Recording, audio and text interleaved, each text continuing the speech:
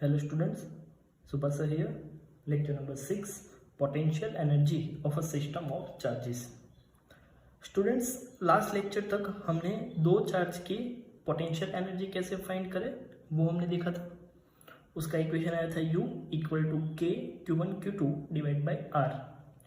लेकिन अब इस लेक्चर में हम मोर देन टू चार्ज की अगर कोई सिस्टम दी हुई है तो ऐसे सिस्टम की पोटेंशियल एनर्जी कैसे फाइंड करें वो सीखेंगे। तो हम स्टार्ट कर रहे हैं तीन चार्जेस की कोई सिस्टम से। लेट सपोज कोई तीन चार्ज Q1, Q2 और Q3 इनिशियली इनफाइनाइट डिस्टेंस पे है, लेकिन उसको मुझे प्लेन के कोई पर्टिकुलर पॉइंट पे लाके मुझे Q1 को R1 पॉइंट पे, Q2 को R2 पॉइंट पे और Q3 को R3 पॉइंट पे लाना है। तो एक तीन चार्ज की सिस्टम बन जाएगी। अब मुझे इस चार्ज को इनफाइनाइट डिस्टेंस से गिवन पॉइंट पे लाने के लिए मैंने जो वर्क किया होगा वो वर्क इस चार्ज के अंदर in form of potential energy store हो जाएगा। इन सबके पोटेंशियल एनर्जी का हम एडिशन करेंगे तो इसको हम potential energy of this system भी लिख सकते हैं। तो चलो हम एक के बाद एक चार्जेस को इनफाइनाइट डिस्टेंस से गिवन पॉइंट पे लाते हैं और देखते हैं उसके लिए हमें कितना वर्क करना पड़ेगा। सबसे पहले हम Q1 चार्ज को इनफाइनाइट डिस्टेंस से गिवन पॉइंट पे लाते हैं। स्टूडेंट्स, आप यहाँ पे देख सकते हैं कि जब भी मैं Q1 चार्ज को इनफाइनाइट डिस्टेंस से गिवन पॉइंट पे ला रहा हूँ तो मुझे कोई भी वर्क करना नहीं पड़ रहा है। अब वर्क क्यों नहीं करना पड़ रहा है? तो आप लोगों को याद होगा कि वर्क कब करना पड़ता है, जब मुझे चार्ज को इलेक्ट्रिक फील्ड के अगेंस्ट में लाना हो। लेकिन यहाँ पे इनिशियली कोई चार्ज अवेलेबल है ही नहीं। कोई चार्ज अवेलेबल नहीं है तो कोई इलेक्ट्रिक फील्ड भी नहीं होगी, और कोई इलेक्ट्रिक फील्ड नहीं है तो फर्स्टली मुझे चार्ज Q1 को इनफाइनाइट डिस्टेंस से R1 पॉइंट पे लाने के लिए कोई भी वर्क नहीं करना पड़ेगा। So work done in bringing charge Q1 from infinite to R1 vector is 0. So W1 equal to 0 equal to U1. That means potential energy of first charge is 0. अब हमें क्या करना है? अब हमें चार्ज Q2 को इनफाइनाइट डिस्टेंस से R2 point पे लाना है। लेकिन अब क्या हो रहा है, जब भी मैं चार्ज Q2 को इनफाइनाइट डिस्टेंस से गिवन पॉइंट पे ला रहा होगा तब Q1 चार्ज की इलेक्ट्रिक फील्ड मुझे अपोज करेगी। दैट मीन्स अब मुझे Q2 चार्ज को इनफाइनाइट डिस्टेंस से गिवन पॉइंट पे लाने के लिए Q1 की इलेक्ट्रिक फील्ड के अगेंस्ट में वर्क करना पड़ेगा। उसको दूसरे तरीके से हम बोलना है तो ऐसा बोल सकते हैं कि ये Q1 चार्ज अब उसके आसपास के सभी पॉइंट पे कोई ना कोई पोटेंशियल जनरेट कर रहा होगा। Let suppose Q1 produce a potential in space given by, मुझे सिंपल इक्वेशन से लिखना है तो मैं लिख सकता हूँ कितना पोटेंशियल जनरेट करेगा। V1 मतलब potential generated by charge Q1 equal to 1/4πε0 Q1 divide by R1P। ये P पॉइंट इस स्पेस में किसी भी जगह पे हो सकता है, लेकिन मुझे चाहिए कि एग्जैक्टली इस पॉइंट पे Q1 चार्ज की वजह से कितना पोटेंशियल जनरेट हो रहा होगा। तो मैं P की जगह क्या लिख दूंगा? 2।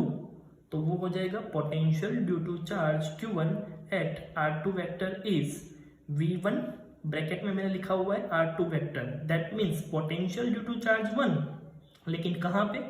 एट R2 वेक्टर पोजीशन पे, वो हो जाएगा 1/4πε0 Q1 R12।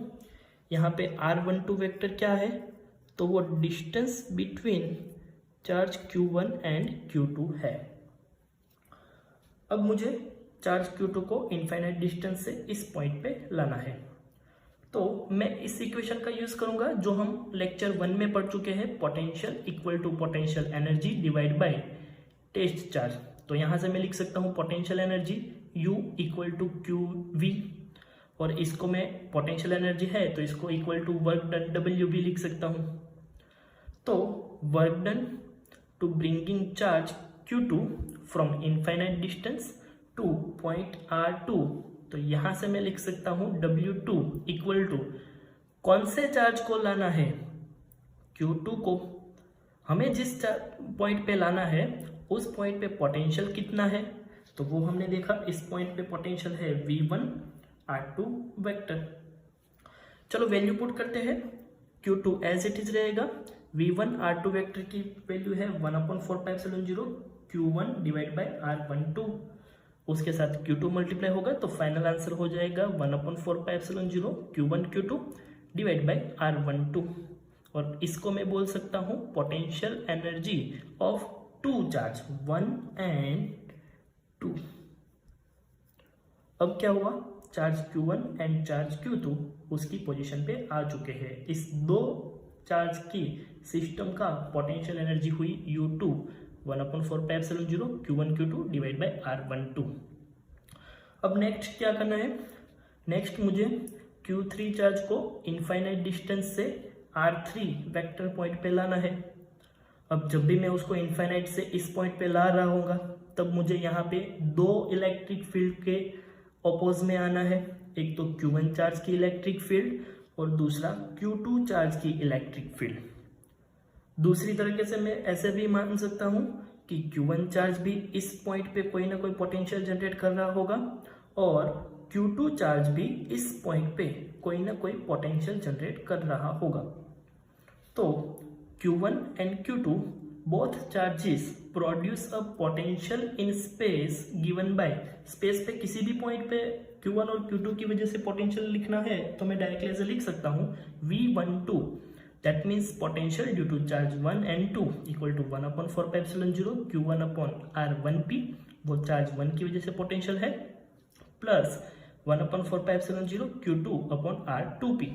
लेकिन मुझे पर्टिकुलर इस पॉइंट पे R3 वेक्टर पॉइंट पे फाइंड करना है तो वहां पे पोटेंशियल कितना होगा, तो V12 R3 vector equal to हो जाएगा 1/4πε0 कॉमन निकाला हुआ है Q1 upon R13 plus Q2 upon R23, जहाँ पे R13 वो चार्ज 1 and 3 के बीच का डिस्टेंस है एंड R23 चार्ज 2 and 3 के बीच का पोजीशन वेक्टर है।